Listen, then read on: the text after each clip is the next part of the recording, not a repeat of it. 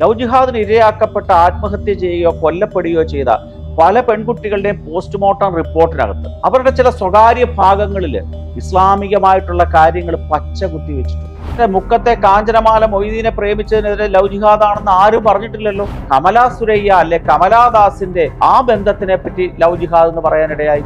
Love ജിഹാദിന് ഇരയാക്കപ്പെട്ട് ഇനിയും പെൺകുട്ടികൾ കേരളത്തിൽ മരിക്കുമെന്നാണ് എങ്ങനെ തുടരത്തില്ലെന്ന് പറയാൻ സാധിക്കും? കഴിഞ്ഞ 2 ആഴ്ച കാലത്തിനുള്ള 2 സംഭവങ്ങളാണ്. ഈ ലവ് ജിഹാദിനും മതപരിവർത്തനം വിവാഹത്തിനും ഇടയ്ക്കുള്ള ഒരു കാലഘട്ടത്തിലെ 90% പെൺകുട്ടികളും ഗർഭിണികളായി.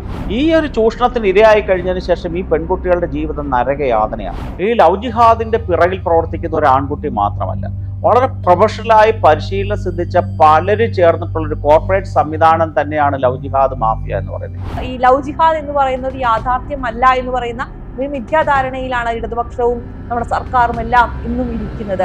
സെമറ്റിക് മതങ്ങളെ സംബന്ധിച്ചിടത്തോളം കുട്ടിക്കാലത്ത് തന്നെ മതബോധനം അവരുടെ ഒരു പാഠ്യക്രമം തന്നെയാണ്. കേരളത്തിലെ മനസ്സിരുത്തി ഏത് പെൺകുട്ടി കേരള സ്റ്റോറി കണ്ടാലും ലവ് ജിഹാദിന് ഇരയാവില്ല എന്നുള്ളത് തീർച്ച തന്നെയാണ്. ബഹുദൈവ വിശ്വാസികളായ പെൺകുട്ടികളെ നിങ്ങൾ വിവാഹം കഴിക്കുന്നതിനേക്കാൾ ഭേദം ഒരു അടിമയായ പെൺകുട്ടിയെ വിവാഹം കഴിക്കുന്നതാണ് നല്ലത് എന്ന് ഈ ഖുറാനിൽ വളരെ വ്യക്തമായി പറഞ്ഞിരിക്കുക. നമസ്തേ, അഡ്വക്കേറ്റ് അനിൽ വിളയിലാണ് എനിക്കിപ്പോൾ ഉള്ളത്. ചേട്ടാ നമസ്കാരം. നമസ്തേ.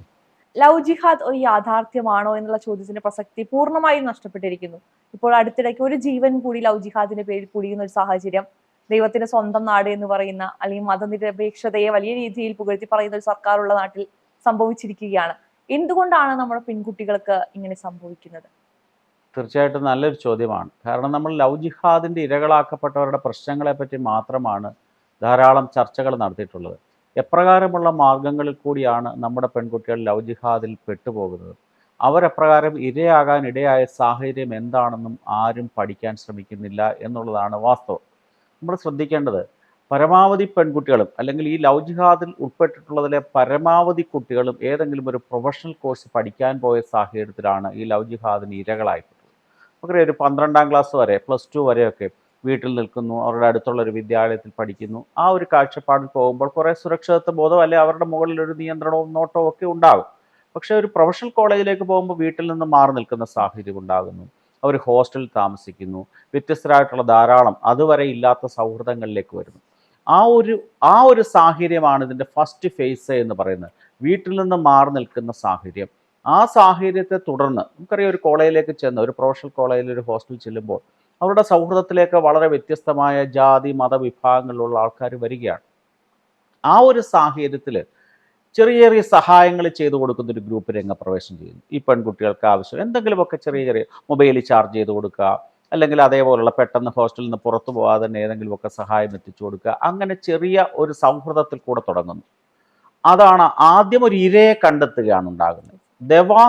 സ്ക്വാഡ് എന്ന് പറയുന്നൊരു സംവിധാനം ഈ പോപ്പുലർ ഫ്രണ്ട് പോലുള്ള സംവിധാനങ്ങൾക്ക് ലവ് ജിഹാദിന് വേണ്ടി ഉപയോഗിക്കപ്പെടുന്നുണ്ട്.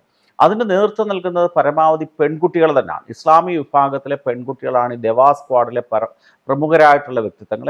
ഏത് ലവ് ജിഹാദ് കേസ് എടുത്തു നോക്കിയാലും, അഖില അശോകന്റെ കേസ് ഉൾപ്പെടെ ഏത് കേസ് എടുത്താലും ഇപ്രകാരം സ്ക്വാഡിൽ ഉൾപ്പെട്ടിട്ടുള്ള പെൺകുട്ടികളുടെ സാന്നിധ്യം വളരെ പ്രകടമായി കാണാൻ സാധിക്കും. ആദ്യം ഒരു ഇരയെ കണ്ടെത്തുകയാണ്, അതിനുശേഷം ഒരു സൗഹൃദ ബന്ധം സ്ഥാപിക്കുന്നു, അതിനുശേഷം ആ സൗഹൃദ ബന്ധം ഒരു ഹൃദയബന്ധമായി മാറുകയാണ്. പ്രണയം എന്നൊക്കെ തനി മലയാളത്തിൽ പറയാത്തക്ക രീതിയിലുള്ള ഒരു ബന്ധത്തിലേക്ക് ഒരു പെൺകുട്ടിയെ ഒരു ആൺകുട്ടിയുമായി കണക്ട് ചെയ്ത് കൊടുക്കുക എന്നുള്ളതാണ് ഈ സ്ക്വാഡിലെ പെൺകുട്ടികൾ ചെയ്യുന്ന ആദ്യ കാര്യം. അതിനുശേഷം ഉണ്ടാകുന്ന ഒരു ബ്രെയിൻ വാഷ് പ്രക്രിയയുണ്ട്. നമുക്കറിയാം, ഹിന്ദു മതവിഭാഗത്തിൽപ്പെട്ട കുട്ടികളെ സംബന്ധിച്ചിടത്തോളം മതബോധന പ്രക്രിയ വളരെ കുറവാണ് അവരുടെ ജീവിതത്തിൽ. ബാക്കി വിഭാഗങ്ങൾ സെമറ്റിക് മതങ്ങൾക്ക് അതല്ല. സെമറ്റിക് മതങ്ങളെ സംബന്ധിച്ചിടത്തോളം കുട്ടിക്കാലത്ത് തന്നെ മതബോധനം അവരുടെ ഒരു പാഠ്യക്രമം തന്നെയാണ്. പക്ഷേ നമ്മളെ സംബന്ധിച്ച് അതില്ല. അത്യാവശ്യം നാമം ചൊല്ലുന്നു, അല്ലെ പുരാണത്തിലെ ചില കഥകൾ കേൾക്കുന്നു തുടങ്ങിയ ചെറിയ സിലബസിൽ മാത്രമായി ഹിന്ദു പെൺകുട്ടികൾ പോകുമ്പോൾ ഈ സ്ക്വാഡിലേക്ക് പെട്ട ആ പെൺകുട്ടിയുടെ സ്വകാര്യമായിട്ടുള്ള ചർച്ചകളിൽ ചില ചോദ്യങ്ങൾ ഈ സ്ക്വാഡിലെ ആൺകുട്ടികളും പെൺകുട്ടികളും ഈ പെൺകുട്ടികളോട്, നമ്മുടെ ഹിന്ദു പെൺകുട്ടികളോട് ചോദിക്കുകയാണ്. ഒരു ഉദാഹരണം ഞാൻ പറയാം. നമ്മുടെ ഗണപതി എന്ന് പറയുന്നൊരു സങ്കല്പമുണ്ട്. വലിയ തല, ആനയുടെ തലയൊക്കെയുള്ള ആളാണ്. ആ ദൈവം ഏറ്റവും നിസ്സാരനായ ഒരു എലിയുടെ പുറത്ത് എങ്ങനെ ഇരുന്ന് യാത്ര ചെയ്യാൻ സാധിക്കുന്നു എന്നൊരു ചോദ്യം ഒരു മുസ്ലിം പെൺകുട്ടി ഒരു ഹിന്ദു പെൺകുട്ടികളോട് ചോദിച്ചാൽ എന്ത് മറുപടി കൊടുക്കും? ഒരു മറുപടിയും കൊടുക്കാൻ സാധിക്കാതെ ഈ പെൺകുട്ടി വളരെ പരിതാപകരമായ അവസ്ഥയിലേക്ക് പോവുകയാണ്. ശിവനെ പറ്റി ചോദിക്കുന്നു. ശിവൻ, ഭഗവാൻ ശിവൻ, ശിവനോടൊപ്പമുള്ള ആൾക്കാർ ആരൊക്കെയാ?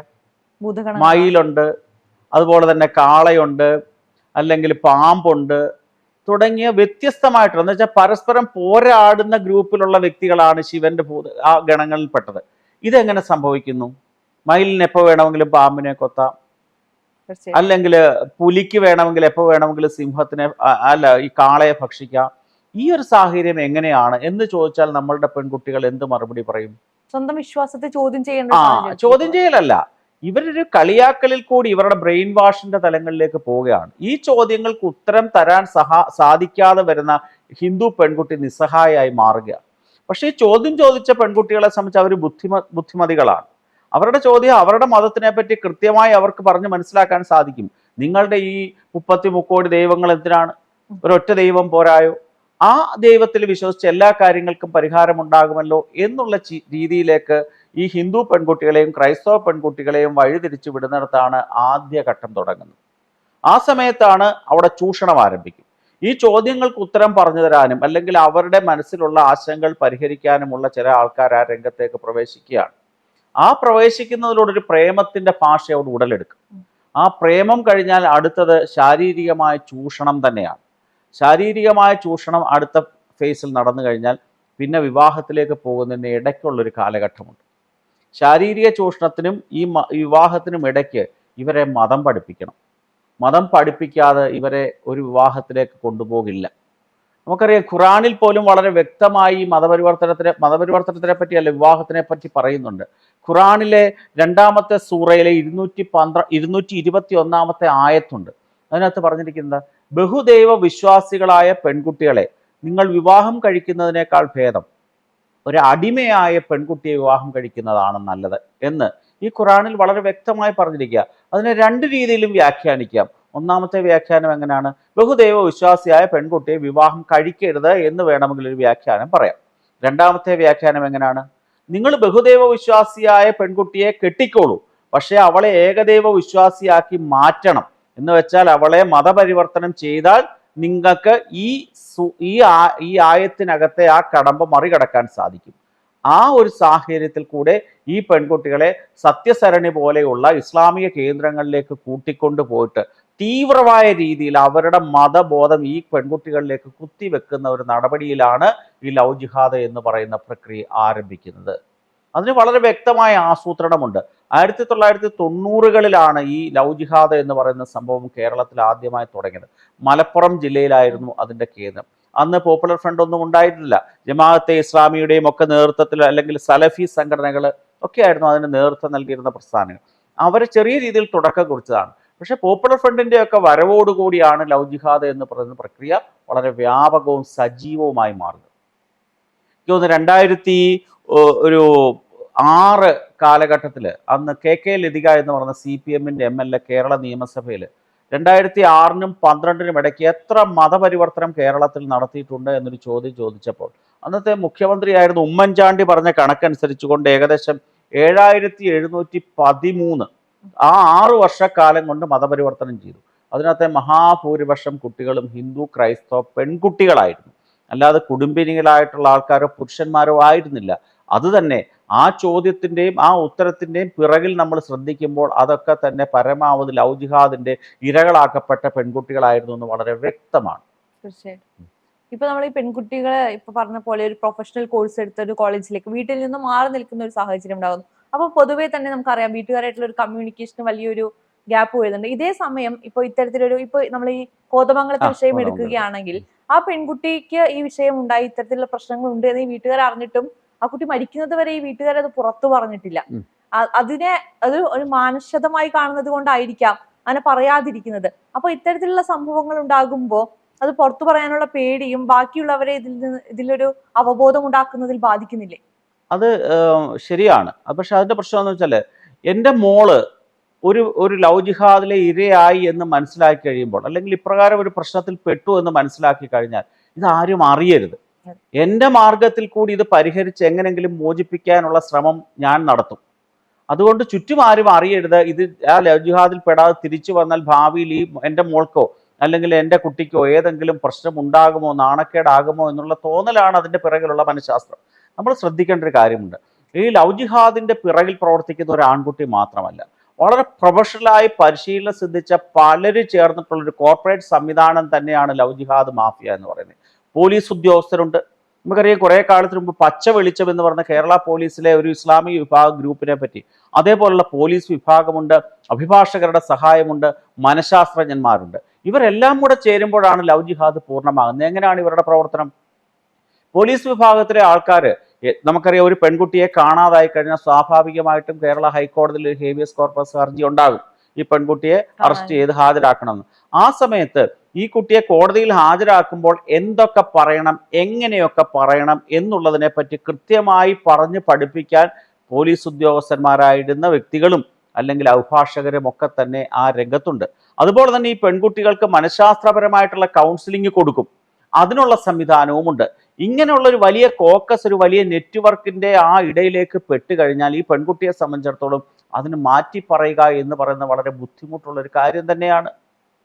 അവിടെയാണ് പ്രശ്നമുണ്ടാകുന്നത്. ഇത് തുടക്കത്തിലെ ഏതെങ്കിലും സാഹചര്യത്തിൽ ഏതെങ്കിലും മാതാപിതാക്കൾ അറിയുകയാണെങ്കിൽ അതിൽ നിന്ന് മോചിപ്പിക്കാനുള്ള ഒരു ആസൂത്രവും കൃത്യമായ പ്രൊഫഷണലായിട്ടുള്ള ഒരു സമീപനവും നമ്മളുടെ മാതാപിതാക്കളുടെ ഭാഗത്തുനിന്നും ഉണ്ടാകുന്നില്ല എന്നുള്ളതാണ് ഇതിന്റെ ഏറ്റവും അടിസ്ഥാനപരമായ ഘടകം. ഇപ്പൊ നമ്മുടെ കേരള സർക്കാരിന് എടുക്കുകയാണ്. നമുക്കറിയാം, ഇപ്പൊ കഴിഞ്ഞ പ്രാവശ്യം ദേശീയ ചലച്ചിത്ര പുരസ്കാരങ്ങൾ പ്രഖ്യാപിച്ചപ്പോൾ ദ കേരള സ്റ്റോറിക്കാണ് അവാർഡ് ലഭിച്ചത്. ആ സമയത്ത് തന്നെ ഈ സിനിമയെ തുടക്കം മുതലേ കേരളവും സർക്കാരും അംഗീകരിച്ചിട്ടില്ല. പക്ഷെ ഈ സിനിമയ്ക്കെതിരെ അല്ലെങ്കിൽ എന്തിനെ ഇത്തരത്തിലുള്ള ഒരു ആശയത്തെ പ്രചരിപ്പിക്കുന്ന രീതിയിൽ വലിയ രീതിയിൽ മുഖ്യമന്ത്രി പിണറായി വിജയൻ പൊതുവേദിയിലടക്കം ഈ അവാർഡിനെ വിമർശിക്കുന്നത് നമ്മൾ കണ്ടു. ഇന്നും ഈ ലവ് ജിഹാദ് എന്ന് പറയുന്ന ഒരു യാഥാർത്ഥ്യമല്ല എന്ന് പറയുന്ന ഒരു മിഥ്യാധാരണയിലാണ് ഇടതുപക്ഷവും നമ്മുടെ സർക്കാരും എല്ലാം ഇന്നും ഇരിക്കുന്നത്. അത് ഇത്തരത്തിലുള്ള ഒരു ഭീകരത കൂടാനുള്ള ഒരു പ്രവണതയിലേക്കല്ലേ നയിക്കുന്നത്? സർക്കാരും ഇടതുപക്ഷവും മാത്രമല്ല, കേരളത്തിലെ ചിലപ്പോൾ സംഘവും സംഘപരിവാർ പ്രസ്ഥാനങ്ങളും ഒഴികെയുള്ള എല്ലാ മഹാഭൂരിപക്ഷം ഇടത് വലത് രാഷ്ട്രീയ പ്രസ്ഥാനങ്ങളും, കേരളം ഭരിക്കുന്നതും ഇടത് വലത് മുന്നണികൾ മാറി മാറിയാണ്, അവരിതിനെ തള്ളി പറയത്തില്ല. അതിന്റെ കാരണം വളരെ വ്യക്തമാണ്. എന്താണെന്ന് ചോദിച്ചാൽ വോട്ട് രാഷ്ട്രീയം. കേരളത്തിലെ ഹൈന്ദവരുടെ ജനസംഖ്യ എന്ന് പറയുന്നത് ഏറ്റവും അവസാനത്തെ കണക്കനുസരിച്ച് ഏകദേശം 53% ഉള്ളൂ. 2011 സെൻസസ് അനുസരിച്ച് ഹിന്ദു ജനസംഖ്യ 53%, ക്രൈസ്തവരും മുസ്ലിങ്ങളോട് ചേരുമ്പോൾ 47%. അതിനുശേഷം അടുത്ത സെൻസസ് നടക്കേണ്ടിയിരുന്ന 2021 അന്ന് കോവിഡ് കാരണം സെൻസസ് നടന്നില്ല. 2021 സെൻസസ് നടക്കുകയോ ഇപ്പോൾ സെൻസസ് നടക്കുകയോ ചെയ്താൽ ചിലപ്പോൾ ഹിന്ദുവിൻ്റെ ശതമാനം 50-ൽ താഴെയാണ്. ഹിന്ദുവിൻ്റെ വോട്ട് എന്ന് പറയുന്നത് സംഘടിതമല്ല. ഹിന്ദുവിലെ ഏറ്റവും വലിയ ഹിന്ദു പാർട്ടി കേരളത്തിൽ CPM തന്നെയാണ്. അത് ഹിന്ദുവിൻ്റെ വോട്ടുകൾ ഭിന്നിച്ച് നിൽക്കുകയാണ്. അത് കോൺഗ്രസിലേക്കും കമ്മ്യൂണിസ്റ്റ് പാർട്ടിയിലേക്കും BJPയിലേക്കും പോകുന്നു. പക്ഷെ ബാക്കി മതങ്ങളുടെ വോട്ട് എന്ന് പറയുന്നത് സംഘടിതമായ മതമാണ്, വോട്ട് ബാങ്കാണ്. അവരെ പിണക്കാൻ ഇവർ തയ്യാറല്ല. കേരളത്തിലെ പല നിയമസഭാ മണ്ഡലങ്ങളിലും ആര് ജയിക്കണം ആര് തോക്കണമെന്ന് തീരുമാനിക്കുന്ന ഇസ്ലാമിക വിഭാഗത്തിലെ സംഘടിത വോട്ട് ബാങ്ക് തന്നെയാണ്. അന്നേരം അവർക്കാണ് കുഴപ്പമുണ്ടാകുന്നത് ഈ ലവ് ജിഹാദ് ഉണ്ട് എന്ന് പറഞ്ഞു പോയത്. അതുകൊണ്ടാണ് ഈ നമ്മുടെ ഈ കേരള സ്റ്റോറി വന്നപ്പോഴും ഈ അവാർഡ് കിട്ടിയപ്പോഴും ഒക്കെ തന്നെ അതിനെ ഈ തലങ്ങളിൽ എതിർക്കപ്പെട്ടതിൻ്റെ പ്രധാനപ്പെട്ട കാരണം, അതിനെ അനുവദിച്ചു കൊടുത്താൽ അതൊരു യാഥാർത്ഥ്യമായിട്ട് പറയേണ്ടി വരും. ആ പ്രശ്നത്തിനെ മറികടക്കാനാണ് മുഖ്യമന്ത്രിയും ഇടതു മുന്നണിയുടെ നേതാക്കന്മാരും ഒക്കെ ഈ കേരള സ്റ്റോറിക്ക് അവാർഡ് കൊടുത്ത നടപടി തെറ്റാണ് എന്ന് പറയുന്ന കാരണം. ഇതേ ഇടതുപക്ഷത്തിന്റെ മുഖ്യമന്ത്രിയായിരുന്ന VS അച്യുതാനന്ദൻ തന്നെ ചോദിച്ചിട്ടുണ്ട്, ഇസ്ലാമിക ഭീകരവാദം എവിടേക്കാണ് കേരളത്തെ കൂട്ടിക്കൊണ്ടുപോകുന്നത്? ഇത്തരത്തിൽ ഒരുപാട് എന്താ പറയാ ആശയങ്ങൾ മുന്നോട്ട് വെക്കപ്പെട്ടിട്ടുണ്ടെങ്കിലും ഇതിനെല്ലാം ധിക്കരിക്കുന്നു. ഇപ്പൊ അങ്ങ് പറഞ്ഞതുപോലെ ഈ വോട്ട് ബാങ്ക് രാഷ്ട്രീയം എന്ന് പറയുന്നത്, അതിപ്പോ ഇടതുപക്ഷമായാലും കോൺഗ്രസ് ആണെങ്കിലും മാറി മാറി കേരളം ഭരിച്ചിട്ടും ഇവർക്ക് ഇത് ഇപ്പോഴും മനസ്സിലാക്കാൻ സാധിച്ചാൽ ഇതിനെതിരെ ഒരു മെഷർമെന്റ് എടുക്കാൻ സാധിച്ചിട്ടില്ല എന്നുള്ളൊരു പ്രശ്നം കൂടിയില്ലേ? അതെ, കേരളത്തില് ഈ നമ്മൾ ശ്രദ്ധിക്കേണ്ടത് ചോദിച്ചപ്പോൾ തന്നെ 2010 അന്ന് മുഖ്യമന്ത്രി അച്യുതാനന്ദനായിരുന്നു. 2010 അദ്ദേഹം ഒരു പത്രസമ്മേളനത്തിൽ കൂടി ഇസ്ലാമിക വിഭാഗത്തിലെ ആൺകുട്ടികൾ ഇതര വിഭാഗങ്ങളിലെ പെൺകുട്ടികളെ പ്രേമിച്ച് സ്വാധീനിച്ച് അവരുടെ ജനസംഖ്യ കൂട്ടാനുള്ള ആസൂത്രിതമായ ശ്രമം നടത്തുന്നു എന്ന് കൃത്യമായി പറയുകയുണ്ടായി. അതിനുശേഷം നമ്മളുടെ കേരളത്തിലെ പോലീസിന്റെ DGP ആയിരുന്ന TP സെൻകുമാറും ഇതേ കാര്യം തന്നെ വളരെ വ്യക്തമായി സൂചിപ്പിക്കുകയുണ്ടായി. നമുക്കറിയാം, അഖില അശോകൻ എന്ന് പറയുന്ന ലവ് ജിഹാദിന് ഇരയായ വൈക്കംകാരിയായ പെൺകുട്ടിയുടെ കേസ് തന്നെ നമ്മൾ നോക്കണം. എത്രമാത്രം ആസൂത്രിതമായിട്ടാണ് ലവ് ജിഹാദ് നടപ്പാക്കിയത് എന്നുള്ളതിൻ്റെ തെളിവുകൾ കേരള ഹൈക്കോടതിയുടെ ജഡ്ജ്മെന്റിൽ വളരെ വ്യക്തമായിട്ട് തന്നെ സൂചിപ്പിക്കുകയുണ്ടായിട്ടുണ്ട്. ഈ അഖില അശോകൻ പഠിച്ചത് സേലത്ത് ഒരു കോളേജിലായിരുന്നു. ആ സേലത്ത് പഠിച്ച കോളേജിൽ ആ കുട്ടിയുടെ കൂട്ടുകാരായി ഞാൻ നേരത്തെ സൂചിപ്പിച്ച ദവാ സ്ക്വാഡ് എന്ന് പറയുന്ന രീതി പ്രവർത്തിച്ചിരുന്ന ആ കൂട്ടുകാർ ജസീന, ഫസീന എന്ന് പറയുന്ന 2 പെരിന്തൽമണ്ണ സ്വദേശികളായ പെൺകുട്ടികളായിരുന്നു. അവരാണ് ഈ അഖില അശോകനെ ഞാൻ നേരത്തെ പറഞ്ഞ രീതിയിൽ ഈ ബ്രെയിൻ വാഷ് ചെയ്തുകൊണ്ട് ഹൈന്ദവ സങ്കല്പങ്ങൾ തെറ്റാണെന്നും അത് ഈ കാലഘട്ടത്തിനനുസരിച്ച് നടപ്പാക്കാൻ ബുദ്ധിമുട്ടുള്ള കാര്യമാണ് എന്നും പറഞ്ഞുകൊണ്ട് ഏകദൈവത്തിൽ അല്ലെ ഏകപ്രവാചകനിൽ വിശ്വസിച്ചുകൊണ്ട് ഞങ്ങളിലേക്ക് വരണമെന്ന രീതിയിൽ ഈ കുട്ടിയുടെ മനസ്സ് മാറ്റിയെടുത്തത് ഈ 2 പെൺകുട്ടികളുടെ നേതൃത്വത്തിൽ തന്നെയായിരുന്നു. അതിനെ തുടർന്ന് ധാരാളം കേസുകൾ കേരള ഹൈക്കോടതിയിൽ, സുപ്രീം കോടതി വരെ എത്തുകയുണ്ടായി. ആ സമയത്ത് ബഹുമാനപ്പെട്ട ഹൈക്കോടതി, കേരള ഹൈക്കോടതിയിൽ എനിക്ക് തോന്നുന്നു ജസ്റ്റിസ് KT ശങ്കരൻ, അദ്ദേഹമായിരുന്നു ഈ അഖില അശോകനെ ആ പഠനം പൂർത്തിയാക്കുന്നത് വരെ മാതാപിതാക്കളോടൊപ്പം വിട്ടു നൽകിക്കൊണ്ട് ഒരു ഉത്തരവ് പുറപ്പെടുവിച്ചതും ആ ഉത്തരവിലാണ് ലവ് ജിഹാദ് എന്ന് പറയുന്നൊരു വാക്ക് ആദ്യമായിട്ട് കടന്നു വന്നതും ആ ജഡ്ജ്മെന്റിൽ തന്നെയാണ്. അതിനുശേഷം നമ്മൾ കണ്ടതാണ് എറണാകുളത്ത് ഈ പോപ്പുലർ ഫ്രണ്ടിന്റെയും SDPIയുടെയും അല്ലെങ്കിൽ തീവ്ര ഇസ്ലാമിക വിഭാഗങ്ങളുടെ നേതൃത്വത്തിൽ ഈ ജഡ്ജിക്കും ഹൈക്കോടതിക്കെതിരെ വളരെ ശക്തമായ സമരവും വളരെ ശക്തമായ പ്രതിഷേധ പ്രകടനങ്ങളും അവിടെ കണ്ടതാണ്. അന്നേരം അതിനു മുമ്പ് ഒരു സംഭവം കൂടിയുണ്ട്. ലവ് ജിഹാദ് കേരളത്തിൽ ഉണ്ട് എന്ന് പറഞ്ഞ് ഡേറ്റകളും സ്റ്റാറ്റിസ്റ്റിക്സും പറഞ്ഞുകൊണ്ട് കലാകൗമുദിയുടെ ഒരു ലക്കം ഇറങ്ങിയിരുന്നു. ആ കലാകൗമുദിയുടെ ലക്കം ഇറങ്ങി വളരെ കുറച്ച് ആൾക്കാരിലേക്ക് ഇത് എത്തിയപ്പോൾ തന്നെ സംഘടിതമായ രീതിയിൽ കേരളത്തിൽ അങ്ങോളം ഇങ്ങോളം ബുക്ക് സ്റ്റോളുകളിലും റെയിൽവേ ബുക്ക് സ്റ്റോളുകളിലും കടന്നു കയറിയിട്ട് ആ പുസ്തകത്തിന്റെ ആ പ്രസിദ്ധീകരണം കൂട്ടമായി വാങ്ങിയിട്ട് കത്തിച്ചു കളയുകയോ അല്ലെങ്കിൽ ഇല്ലാതാക്കുകയോ ചെയ്തു. അതെന്തിനാണ് പേടിക്കുന്നത്? ലവ് ജിഹാദ് ഇല്ല എങ്കിൽ ഈ പ്രസിദ്ധീകരണത്തിൽ പറഞ്ഞിരിക്കുന്ന വാർത്ത തെറ്റാണ്. തീർച്ചയായിട്ടും ആ ഒരു സാഹചര്യമാണ് കേരളത്തിലുള്ളത്. നമ്മൾ ശ്രദ്ധിക്കേണ്ടത് ഈ ഒരിക്കലും സംഘപരിവാർ പ്രസ്ഥാനങ്ങളായിക്കൊള്ളട്ടെ, ഞാൻ വ്യക്തിപരമായിക്കൊള്ളട്ടെ, പ്രേമമോ അല്ലെ പ്രേമ വിവാഹത്തിനോ എതിരല്ല. എല്ലാ കാലത്തും ചരിത്രത്തിലെ ഏത് കാലഘട്ടം പരിശോധിച്ചാലും ഒരു ആൺകുട്ടിയും പെൺകുട്ടിയും തമ്മിൽ പ്രേമിക്കുന്നു, വിവാഹം കഴിക്കുന്നു എന്നൊക്കെ പറഞ്ഞ സാമൂഹ്യമായ യാഥാർത്ഥ്യം തന്നെയാണ്. അത് തള്ളിക്കളയാൻ സാധിക്കില്ല. അതിനകത്ത് ജാതിയോ മതമോ ഒന്നുമില്ല. ഞാൻ ചോദിച്ചോട്ടെ, മുക്കത്തെ കാഞ്ചനമാല മൊയ്തീനെ പ്രേമിച്ചതിനെതിരെ ലവ് ജിഹാദാണെന്ന് ആരും പറഞ്ഞിട്ടില്ലല്ലോ. സിനിമ ഇറങ്ങിയിട്ടുണ്ടല്ലോ, എന്ന് സ്വന്തം മൊയ്തീൻ എന്ന് പറഞ്ഞ ചിത്രം ഇറങ്ങി, ആരും അതിനെതിരെ പറഞ്ഞില്ല. ആ പ്രേമം എന്ന് പറഞ്ഞ ലവ് ജിഹാദാണെന്ന് ആരും പറഞ്ഞിട്ടില്ല. പക്ഷെ എന്തുകൊണ്ട് അതേ സ്ഥാനത്തേക്ക് കമല സുരയ്യ അല്ലെ കമലാദാസിന്റെ ആ ബന്ധത്തിനെ പറ്റി ലവ് ജിഹാദ് എന്ന് പറയാനിടയായി? അവിടെയാണ് നമ്മൾ ശ്രദ്ധിക്കേണ്ടത്. കമല സുരയ്യ എന്ന് പറയുന്ന കേരളവും ലോകവും കണ്ടിട്ടുള്ളതിൽ ഏറ്റവും പ്രശസ്തയായിട്ടുള്ള സാഹിത്യകാരി. മലയാളം മാത്രമല്ല, ഇംഗ്ലീഷ് ഉൾപ്പെടെയുള്ള എല്ലാ ഭാഷകളിലും വളരെ പ്രശസ്തയായിരുന്നു. അവരുടെ ഭർത്താവ് മരിച്ചതിന് ശേഷം അവരുടെ സ്വഭാവം എല്ലാവർക്കും അറിയാം. വളരെ തരള ഹൃദയമായിട്ടുള്ള ഒരു സ്ത്രീയായിരുന്നു. അവർക്ക് സ്നേഹം കിട്ടണം, സ്നേഹം ആഗ്രഹിക്കുന്നു. തന്നിലേക്ക് സ്നേഹവുമായി വരുന്നവരെ 2 കൈയും നീട്ടി സ്വീകരിക്കാൻ തയ്യാറായിരുന്ന ഈ കമലാ സുരയ്യയിലേക്ക് കേരളത്തിലെ ഏറ്റവും പ്രമുഖനായിട്ടുള്ള മുസ്ലിം ലീഗിന്റെ MP അബ്ദുൾ സമദാനി കടന്നു വരികയാണ്. ആ കടന്നുവരവിൽ കൂടി ഒരു ഹൃദയബന്ധം സ്ഥാപിച്ച് ആ ഹൃദയബന്ധത്തിൽ കൂടി അവരെ ചൂഷണം ചെയ്ത് അവരെ മതപരിവർത്തനം ചെയ്ത് ആ മാധവിക്കുട്ടിയെ കമലാ സുരയ്യ ആക്കി മാറ്റി. എന്താ സുരയ്യ എന്ന വാക്കിന്റെ അർത്ഥം? പ്രഭാത സൂര്യനാണ്. അതിന്റെ അർത്ഥമൊക്കെ വളരെ കൃത്യമാണ്. കേരളത്തിലെ ലവ് ജിഹാദിന്റെ ആദ്യത്തെ ഉദയസൂര്യനായിട്ട് ഈ കമലാ സുരയ്യയാണ് അവതരിപ്പിക്കുന്നത്. അവർ വന്നു കഴിഞ്ഞു. അതിൻ്റെ പിന്നിലുള്ള എപ്രകാരമൊക്കെ തന്നെയാണ് ഈ മാധവിക്കുട്ടി ചതിക്കപ്പെട്ട് ഈ ലവ് ജിഹാദിന് ഇരയായി മാറി എന്നുള്ളതിൻ്റെ തെളിവുകളൊക്കെ തന്നെ 2 സ്ത്രീ സാഹിത്യകാർ അല്ലെങ്കിൽ പത്രാധിപര് തന്നെ വ്യക്തമായി രേഖപ്പെടുത്തിയിട്ടുണ്ട്. ഒന്ന്, നമുക്കറിയാം, കേരളത്തിലെ പത്രപ്രവർത്തന ചരിത്രത്തിലെ ഏക വനിതാ പത്രാധിപരായിരുന്നു സിന്ധു സൂര്യകുമാർ. അല്ല, സിന്ധു സൂര്യകുമാർ ഏഷ്യാനെറ്റിന്റെയാണ്. മറ്റേത് ലീലാമേനോൻ. ലീലാമേനോൻ ജന്മഭൂമിയുടെ പത്രാധിപയായിരുന്നു. കേരളത്തിൽ ഒരു ദിനപത്രത്തിൻ്റെയും പത്രാധിപ പദവി ഒരു വനിതയും വഹിച്ചിട്ടില്ല. ലീലാമേനോൻ വളരെ ഭംഗിയായിട്ടും വ്യക്തമായിട്ടും തുറന്നു തന്നെ എഴുതിയിരുന്നു എപ്രകാരമാണ് ഈ അബ്ദുൾ സമദാനി ഈ മാധവിക്കുട്ടിയെ ശാരീരികവും ബൗദ്ധികവും മാനസികവുമായി ചൂഷണം ചെയ്ത് തൻ്റെ ഇംഗിതത്തിന് ഇരയാക്കി മാറ്റി ലവ് ജിഹാദിൽപ്പെടുത്തിയെന്ന് സൂചിപ്പിക്കുകയുണ്ടായി. അദ്ദേഹം അവസാനം അതിൽ നിന്ന് പിന്മാറി. അവർ മതം മാറി കഴിഞ്ഞതിന് ശേഷം വിവാഹം നടത്താമെന്നുള്ള വാഗ്ദാനത്തിൽ നിന്ന് പിന്മാറി. അതിനുശേഷമുള്ള അവരുടെ ജീവിതം നമുക്കറിയാം, വളരെ സങ്കടകരമായ ജീവിതം. അതിനുശേഷവും വളരെ ഭംഗിയായി. അതെ, അതാണ് ആ വിഭാഗത്തിന്റെ പ്രത്യേകത.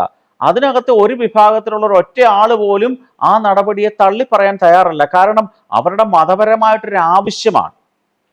ഒരു വളരെ VIP ആയിട്ട് നിൽക്കുന്ന ഒരാളെ അല്ലെങ്കിൽ ലൈംലൈറ്റിൽ നിൽക്കുന്ന ഒരാളെ തങ്ങളുടെ മതത്തിലേക്ക് കിട്ടുന്നതിന് കാരണക്കാരനായ ആളിനെ അവർ തള്ളി പറയില്ല. മാധവിക്കുട്ടി കമലാസുരയായി കഴിഞ്ഞപ്പോൾ അവരുടെ ഫ്ലാറ്റിലേക്ക് സ്വീകരിക്കാൻ പോയതിനകത്ത് മരിച്ചുപോയ കൊച്ചിൻ ഹനീഫ തുടങ്ങിയ വളരെ പ്രമുഖരായ വ്യക്തിത്വങ്ങൾ ഉണ്ടായിരുന്നു.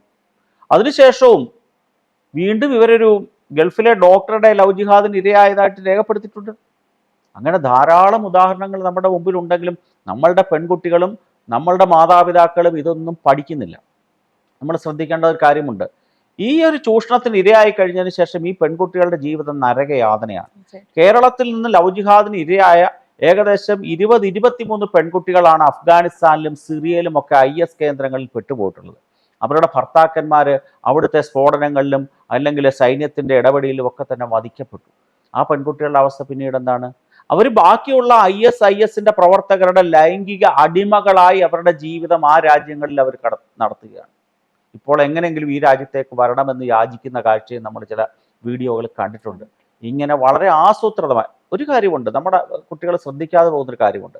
ലവ് ജിഹാദിന് ഇരയാക്കപ്പെട്ട ആത്മഹത്യ ചെയ്യുകയോ കൊല്ലപ്പെടുകയോ ചെയ്ത പല പെൺകുട്ടികളുടെയും പോസ്റ്റ്മോർട്ടം റിപ്പോർട്ടിനകത്ത് വളരെ വ്യക്തമായി സൂചിപ്പിച്ചിട്ടുള്ളൊരു ഭാഗമുണ്ട്.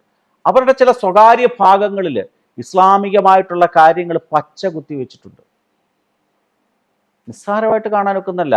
ആ പോസ്റ്റ്മോർട്ടം ചെയ്ത ഫോറൻസിക് സർജന്മാരായിട്ടുള്ള ചില വ്യക്തികൾ തുറന്നു തന്നെ പറഞ്ഞിട്ടുണ്ട്.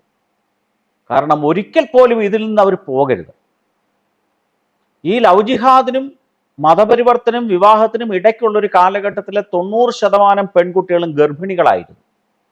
ഒരിക്കൽ ഒരു സ്ത്രീയെ സംബന്ധിച്ചിടത്തോളം ഒരു ഗർഭിണിയായി കഴിഞ്ഞാൽ പിന്നെ മാറുക എന്ന് പറയുന്നത് ആ പെൺകുട്ടിയെ സംബന്ധിച്ചിടത്തോളം വളരെ ബുദ്ധിമുട്ടുള്ള കാര്യമാണ്. അന്നേരം അതൊക്കെ വളരെ ആസൂത്രിതമായി കാൽക്കുലേറ്റ് ചെയ്തുകൊണ്ട് ലവ് ജിഹാദ് എന്ന് പറയുന്ന പ്രക്രിയ എല്ലാ മേഖലകളിലും, ഈ കേരളം മാത്രമല്ല, തമിഴ്നാട്ടിലും ബംഗാളിലും അല്ലെങ്കിൽ പല വടക്കൻ സംസ്ഥാനങ്ങളിലും ഇതേ ലവ് ജിഹാദ് പല രൂപത്തിൽ, ഈവൻ ശ്രീലങ്കയിൽ പോലും ലവ് ജിഹാദ് വളരെ വ്യാപകമായിട്ടുണ്ട് എന്നാണ് ചില റിപ്പോർട്ടുകൾ പുറത്തു വരുന്നത്.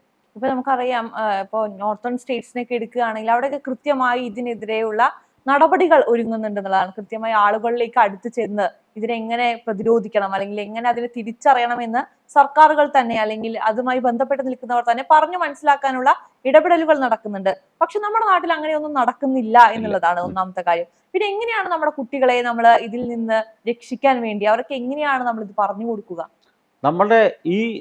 നമ്മൾ ഒന്ന് രണ്ട് കാര്യങ്ങൾ നമുക്ക് ചെയ്യാൻ സാധിക്കും. ഹൈന്ദവ സംഘടനകളും, പക്ഷെ ഒരു കാര്യമുണ്ട്, ഏത് സംഘടന ഉത്സാഹിച്ചാൽ പോലും ലവ് ജിഹാദ് നിർത്താൻ സാധിക്കില്ല. ആദ്യം തീരുമാനിക്കേണ്ടത് ഹൈന്ദവ ഭവനങ്ങളിലുള്ള മാതാപിതാക്കളും കുട്ടികളും തന്നെയാണ്. അവർക്ക് ആവശ്യമായിട്ടുള്ള പ്രശിക്ഷണം അത്യാവശ്യം ഇപ്രകാരമുള്ള സംഭവങ്ങൾ ഉണ്ട് മക്കളെ, ഇതിനകത്തേക്ക് ഇപ്രകാരമുള്ള രീതിയിലൊക്കെ തന്നെ നിങ്ങളെ പ്രലോഭിപ്പിച്ചും നിങ്ങളെ ചൂഷണം ചെയ്തുകൊണ്ടും നിങ്ങളെ മതപരിവർത്തനം ചെയ്തുകൊണ്ട് നിങ്ങളുടെ വംശത്തിനെ ഇല്ലാതാക്കാനുള്ള സാധ്യതയുണ്ട് എന്ന് പറഞ്ഞു കൊടുക്കാനുള്ള ആർജവം പൊതുസമൂഹത്തിലെ ഹൈന്ദവ ഭവനങ്ങളിലെ മാതാപിതാക്കൾക്ക് നൽകാൻ തയ്യാറായിട്ടുള്ള പ്രസ്ഥാനങ്ങൾ ധാരാളമുണ്ട്. പക്ഷെ അത് സ്വീകരിക്കാൻ തയ്യാറായിട്ടുള്ള ആൾക്കാരില്ല എന്നുള്ളതാണ് സത്യം. എന്താണ് കാരണം? ഈ അഖില അശോകന്റെ അച്ഛനായിട്ടുള്ള അശോകൻ തന്നെ അദ്ദേഹം ഒരു പ്രാദേശികമായിട്ടുള്ള ഒരു CPMന്റെ നേതാവായിരുന്നതായിട്ടാണ് ഞാൻ മനസ്സിലാക്കുന്നത്. അദ്ദേഹം മതമില്ല, ജാതിയില്ല, വിശ്വാസമില്ല എന്നൊക്കെ പറഞ്ഞു നടന്ന ആളും, അദ്ദേഹത്തിന്റെ ഭാര്യ അവിടുത്തെ സജീവമായ SNDP യോഗത്തിന്റെ പ്രവർത്തകയും അത്യാവശ്യം ആധ്യാത്മിക കാര്യങ്ങളൊക്കെ ചിന്തിക്കുകയും പ്രവർത്തിക്കുകയും ചെയ്യുന്ന ആളുമായിരുന്നു. ഈ ഒരു കുടുംബ പശ്ചാത്തലത്തിൽ ആ കുട്ടിക്ക് എത്ര അറിവ് കിട്ടി? മതത്തിനെ പറ്റി എത്ര ബോധമുണ്ടായി? ആ ഒരു സാഹചര്യത്തിലുള്ള പെൺകുട്ടികളാണ് മഹാഭൂരിപക്ഷവും. രണ്ട് രീതിയിലാണ്. ഈ വളരെ ഉയർന്ന കുടുംബത്തിലെ കുട്ടികളെയും ലക്ഷ്യം വെച്ചുകൊണ്ട്, എന്ന് വെച്ചാൽ ജാതിപരമായിട്ട് നമുക്കറിയാം ഒരു ഹയറാർക്കി ഉണ്ടല്ലോ കേരള സമൂഹത്തിൽ. അങ്ങനെ ഉയർന്ന ജാതി വിഭാഗങ്ങളിലെ കുട്ടികളെ പ്രത്യേകം ലക്ഷ്യം വെക്കുന്നുണ്ട്, ഇടത്തരം വീടുകളിലെ കുട്ടികളെ ലക്ഷ്യം വെക്കുന്നുണ്ട്. ഇങ്ങനെ ഓരോ കാറ്റഗറി ആയിട്ട് കൃത്യമായ രീതിയിൽ ഒരു ഹോംവർക്ക് ചെയ്ത പ്രക്രിയയ്ക്ക് പറയുന്ന പേരാണ് ഈ ലവ് ജിഹാദ്. ആദ്യത്തെ ചോദ്യത്തിന്റെ ഉത്തരം, ഹൈന്ദവ കുടുംബങ്ങൾ ഇതുമായി ബന്ധപ്പെട്ട കാര്യങ്ങൾ പറഞ്ഞ് മക്കളെ പഠിപ്പിക്കുകയും ഇത് യാഥാർത്ഥ്യമാണെന്ന് തിരിച്ചറിവോട് കൂടിയേ പുറത്തേക്കൊക്കെ പഠിക്കാൻ പോകാവൂ എന്നുള്ളതാണ് സത്യം. ഇപ്പൊ നമുക്കറിയാം ഒരുപാട് പേർ ഈ ഇസ്ലാം മതത്തിലേക്ക് മതം മാറ്റപ്പെട്ടതിന് ശേഷം തിരിച്ച് ഹിന്ദു മതത്തിലേക്ക് വന്നവരുണ്ട്. ഇപ്പൊ നമ്മൾ ആർഷവിദ്യാ സമാജം ഒക്കെ എടുക്കുകയാണെങ്കിൽ നമുക്ക് നിരവധി പെൺകുട്ടികളെ കാണാൻ സാധിക്കും. അവർ അവിടെ നടന്നിരുന്ന കാര്യങ്ങൾ പറയുമ്പോൾ നമുക്കത് അതിന്റെ ഒരു ഭീകരത നമുക്ക് ഉൾക്കൊള്ളാൻ സാധിക്കുന്നത് ആ കുട്ടികൾ അത് പറഞ്ഞു കേൾക്കുമ്പോഴാണ്. പക്ഷെ ഇത്തരത്തിലുള്ള ഒരുപാട് പേരുടെ ഇന്റർവ്യൂകൾ ഇന്ന് നമുക്ക് ലഭ്യമാണ്. പക്ഷെ ഇതൊന്നും കേട്ടിട്ടും ആ ഒരു ബോധത്തിലേക്ക് നമുക്ക് എത്തിച്ചേരാൻ പറ്റുന്നില്ല എന്ന് പറയുന്നത് ദയനീയമല്ലേ? തീർച്ചയായിട്ടും. കഴിഞ്ഞ ദിവസത്തെ ആ കുട്ടിയുടെ ആത്മഹത്യ, ഇന്നലത്തെ മനോരമ പത്രത്തിലെ മലബാർ എഡീഷനകത്ത് ഒരു വാഹനാപകടത്തിന്റെ വാർത്തയുണ്ട്. വളരെ കൃത്യമായിട്ട് ആ വാർത്ത നോക്കുമ്പോൾ നമ്മളൊരു മരണത്തിനെയും നമ്മൾ കളിയാക്കുകയല്ല. ആ വാഹനാപകടത്തിൽ മരണമടഞ്ഞ 19 വയസ്സുകാരിയായ നിവേദിത എന്ന പെൺകുട്ടി, മനോരമയുടെ വാർത്ത എങ്ങനെയാണ്? നിവേദിത എന്ന ഫാത്തിമ 19 വയസ്സ്, 2 കാറുകൾ തമ്മിൽ കൂട്ടിയിടിച്ചപ്പോൾ മരിച്ചതാണ്. മനോരമയിൽ ഇന്നലെ ഉണ്ട്. കൂടെ പരിക്കേറ്റ പെൺകുട്ടി അശ്വതി എന്ന് പറയുന്ന പെൺകുട്ടി. ഈ കാറിനകത്ത് കൂടുണ്ടായിരുന്നത് മുസ്ലിം യുവാക്കൾ. ഞാനിതിനെ ലവ് ജിഹാദ് എന്ന് പറയത്തില്ല, പക്ഷേ വരികൾക്കിടയിൽ വായിക്കുമ്പോൾ എന്താണ് എന്ന് നമ്മൾ തിരിച്ചറിയണം. ഏതൊക്കെ സംഭവങ്ങൾ ഉണ്ടായാലും നമ്മളുടെ ഹൈന്ദവരായിട്ടുള്ള പെൺകുട്ടികളും അല്ലെങ്കിൽ കുടുംബാംഗങ്ങളും ഇക്കാര്യങ്ങൾ പഠിക്കുന്നില്ല എന്നുള്ള യാഥാർത്ഥ്യം. എന്തൊക്കെ വന്നാലും ഇതൊക്കെ നടന്നുകൊണ്ടിരിക്കും എന്ന് ആ വിഭാഗങ്ങൾക്കും അറിയാം. നമ്മൾ എത്രമാത്രം പ്രതിരോധം തീർത്താലും നിങ്ങളുടെ പെൺകുട്ടികൾ ഈ കാര്യത്തിൽ ഞങ്ങളുടെ വലയിൽ വീഴും, അല്ലെങ്കിൽ വീഴ്ത്താൻ ഞങ്ങൾ തയ്യാറാണ്. അതിന് തക്ക പരിശീലനം ഞങ്ങൾക്ക് ലഭിച്ചിട്ടുണ്ട്. പരിശീലനം നേടിയ പ്രൊഫഷണൽസ് ആണ് ഈ ലവ് ജിഹാദിന്റെ പിറകിൽ പ്രവർത്തിക്കുന്ന എല്ലാവരും തന്നെ. ആ പ്രൊഫഷണൽ ആയിട്ടുള്ള ആൾക്കാർ പ്രൊഫഷണൽ കോഴ്സിലേക്ക് പോകുന്ന പെൺകുട്ടികളെ ലവ് ജിഹാദിന്റെ ഇരകളാക്കി മാറ്റുന്നു.